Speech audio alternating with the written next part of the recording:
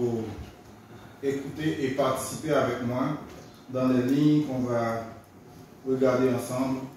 Et nous sommes sûrs et certains que notre Seigneur est là parmi nous pour parler lui-même à vous tous. La semaine a été très bouleversée. Une semaine de fatigue. Mais heureusement que le Seigneur savait qu'il nous faut un jour de repos. Il nous faut un jour pour communier avec lui, pour communiquer avec lui dans la sainte convocation en son Saint-Temple pour l'adorer en esprit et en vérité. Ce jour est béni et tous ceux qui font partie de ce jour, mes frères, mes soeurs et amis visiteurs qui sont là, je pense que vous allez recevoir la bénédiction de Dieu en ce temps. Amen. Avant de commencer, je vous prie de baisser la tête pour une prière. Tendre Père, nous sommes là en ton Saint-Temple, en ton Saint-Jour. Étant donné que ce jour, ton sabbat est béni, ton peuple aussi, qu'il reçoive ta bénédiction en ce matin. Que toi-même tu nous parles et que ta parole puisse faire effet dans notre vie spirituelle et dans nos vies matérielles, nous serons pour les autres des exemples parce que tu vas être dans notre vie. Nous t'en prions au nom de Jésus. Amen. Jean 5, le verset 1 à continuer. C'est l'histoire de cet homme qui était au bord de la piscine que Jésus avait guéri. Mais avant tout cela, vous savez que Bethesda, pour moi, c'est un lieu de rencontre. Je voulais titrer le message Bethesda, lieu de rencontre. C'est là qu'il y a eu cette rencontre entre l'homme qui avait été malade depuis des années avec notre Seigneur Jésus-Christ. Je vais vous poser une question. Est-ce qu'on peut considérer l'Église comme étant un hôpital? Oui. Okay. Est-ce que l'église de Gambie, ou encore ce bâtiment, peut être considéré comme un hôpital? La tête? Est-ce que c'est vrai? Oui. Ok, merci. Vous savez, dans un hôpital, il y a beaucoup de malades. Mais avant, laisse-moi vous dire quelque chose. Au chapitre 4, nous avons vu comment Jésus a fait des guérisons. Comment il a parlé à la femme samaritaine. Nous avons vu Jésus faire connaître le Dieu comme celui qui donne et qui cherche des adorateurs. Et ces adorateurs, à leur tour, vont dans le monde pour montrer comment ce Dieu est merveilleux. C'était à ce moment la part de ces Juifs pour montrer à d'autres peuples comment ce Dieu était merveilleux. Au chapitre 5, on voit que Jésus, comme le Fils de Dieu, vivant, l'homme mort, car, quant à Dieu, il va faire son apparition grandiose dans cette ville qui est Jérusalem. Nous ne savons pas quelle était la fête, mais dans le texte, on a lu que Moïse a lu tantôt, il a dit qu'il y avait une fête des Juifs. À Bethesda, ou encore, ce qui dit après cela, il y eut une fête des Juifs, Jésus monta à Jérusalem. Or, à Jérusalem, près de la porte des brebis, il y a une piscine qui s'appelait en hébreu Bethesda. Selon quelques commentaires, on dit que la mention de la porte des brebis paraît simplement indiquer un point de repère géographique pour situer la piscine de Bethesda. Il est possible que les Juifs de l'époque se soient simplement référés à cette porte pour donner des indications sur l'emplacement de la piscine. Et on dit aussi, quand on dit la piscine, ce n'est pas la piscine qu'on a dans notre cour arrière de la maison, où l'eau est vraiment claire. On dit que c'est la porte des brebis, peut-être que c'est là que les moutons qui entrent par ces portes vont boire de l'eau. Imaginez-vous les bêtes qui vont boire de l'eau. Comment est cette eau? Propre ou sale? C'est ça. Mais certains érudits suggèrent que la mention de la porte des brebis pourrait avoir un lien avec l'histoire du temple de Jérusalem. Il y avait une entrée spécifique du temple appelée porte des brebis, par laquelle les animaux destinés au sacrifice étaient amenés. C'est sûr qu'il y avait des sacrifices qui se faisaient et tous ces animaux rentraient par cette porte aussi. Il est possible que Jean utilise cette référence pour souligner le contraste entre la guérison miraculeuse offerte par Jésus et les pratiques rituelles du temple.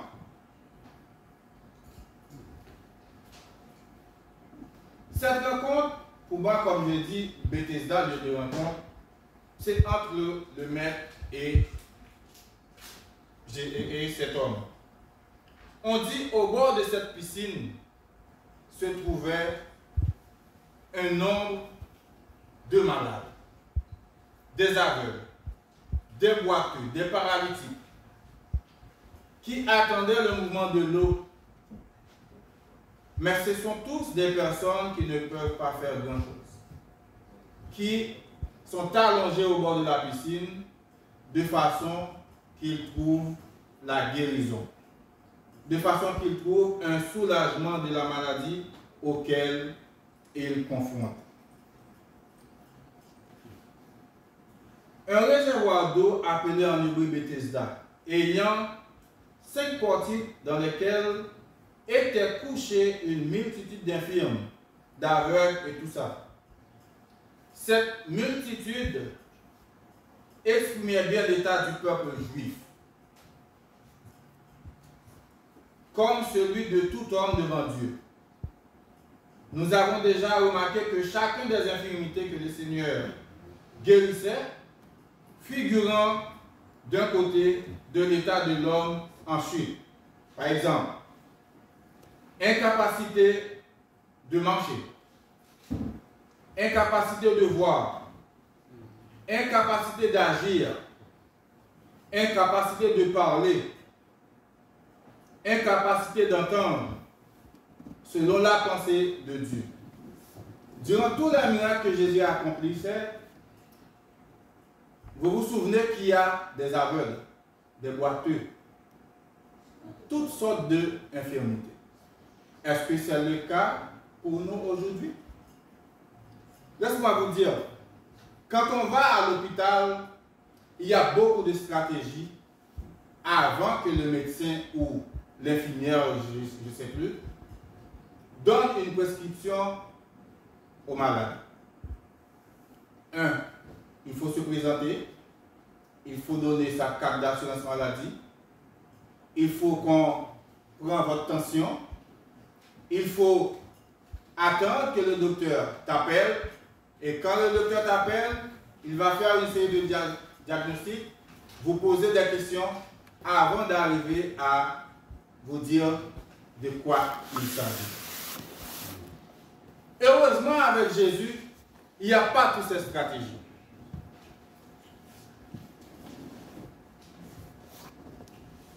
Je pense aussi, puisqu'on est là dans le temple de Dieu, c'est parce qu'on est malade. S'il y a une personne qui n'est pas malade, sa place n'est pas ici. Parce que vous venez de me dire que l'église de Granby est comme un hôpital.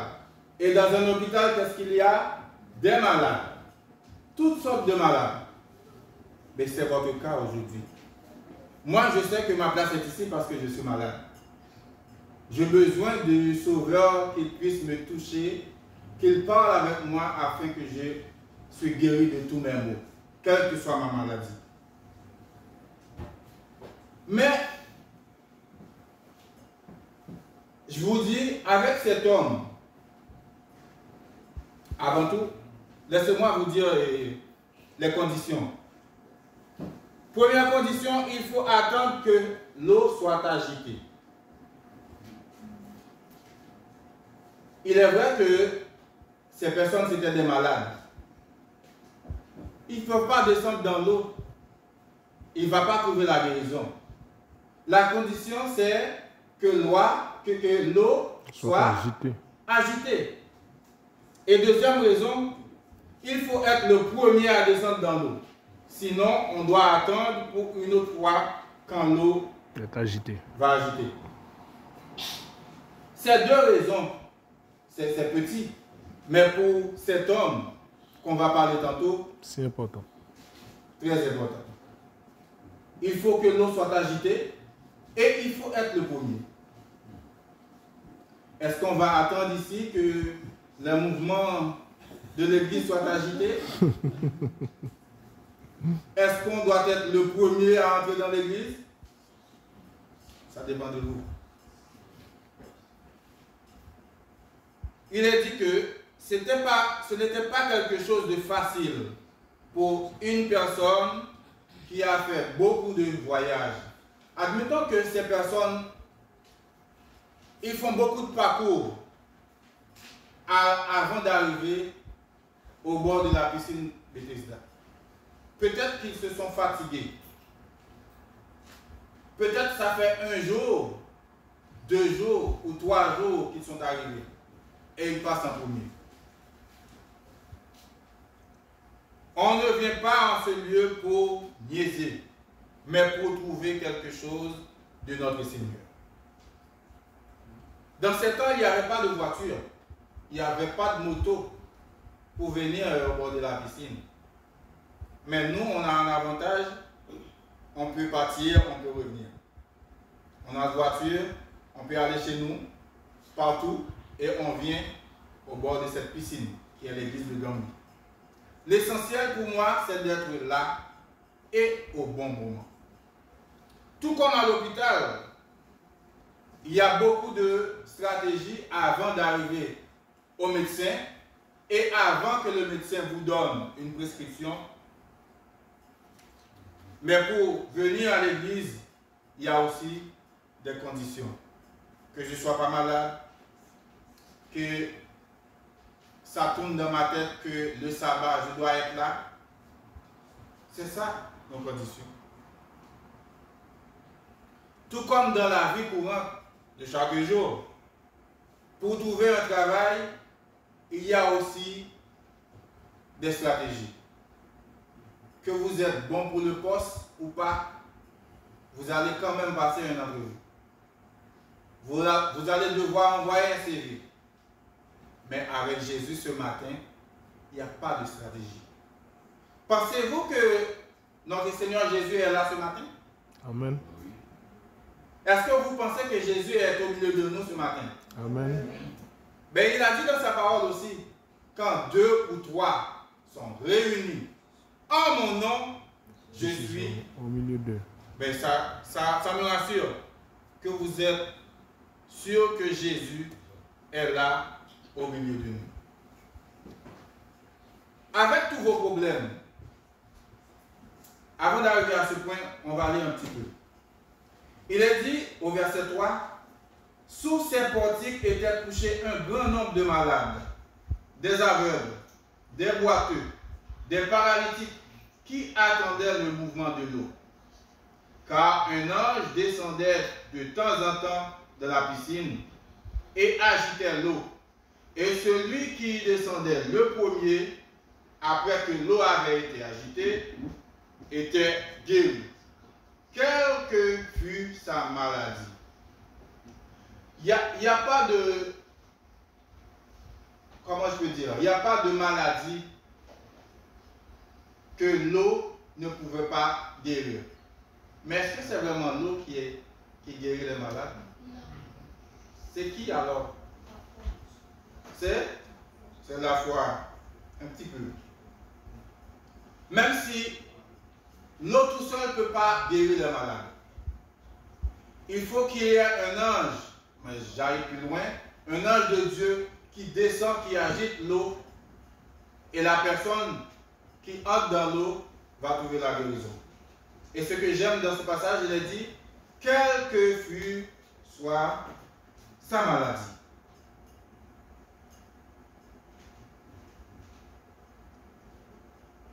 Jésus l'ayant vu coucher et sachant qu'il était malade depuis longtemps, lui dit, veux-tu être guéri? Je me pose toujours la question, est-ce que Jésus ne savait pas si on est malade? Bien sûr qu'il sait qu'on est malade, mais il veut toujours notre participation. Est-ce que Jésus ne pouvait pas dire à cet homme, lève-toi et va dans ta maison? Mais non, il lui pose la question. C'est la question qu'on vous pose aujourd'hui. Veux-tu être guéri? Parce qu'on est tous au bord de la piscine, n'est-ce pas? Le malade lui répond, Seigneur, je n'ai personne pour me jeter dans la piscine. Quand l'eau est agitée et pendant que j'y vais, un autre descend avant moi. On imagine cet homme qui a 38 ans. La Bible n'a pas dit que c'était son âge. 38 ans, c'est 38 ans. Peut-être avant, il avait 6 ans, ou 10 ans, ou 1 an. Mais l'essentiel, c'est 38 ans qu'il fait malade, avec sa maladie. Imaginez-vous, 5 ans qu'on fait malade, comment on est? Déprimé. Ben, 1 mois ou 1 semaine qu'on fait malade, on est déprimé, on demande la mort. Et cet homme, lui, il avait combien d'années? 38 ans. On ne peut pas imaginer chaque personne qui vient à ce puits ou encore au bord de cette piscine, quelles étaient les étapes avant d'arriver? Combien de détours qu'elle avait fait avant d'arriver au bord de la piscine?